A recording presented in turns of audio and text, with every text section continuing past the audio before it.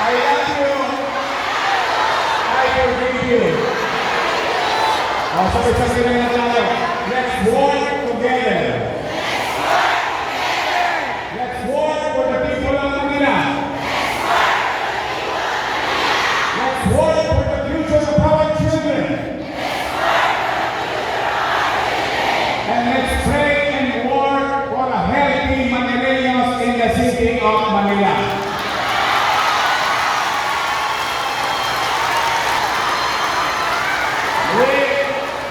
I hope the message is clear. You are very important in this task. Excel from it.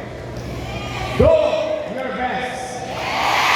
You will chosen for part of the organization because you are the best. Tama.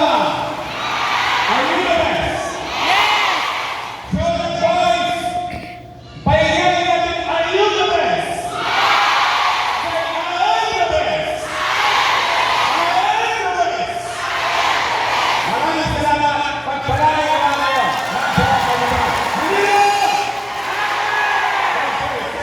Grabing message ni Boss Bay, mga kababayan ah.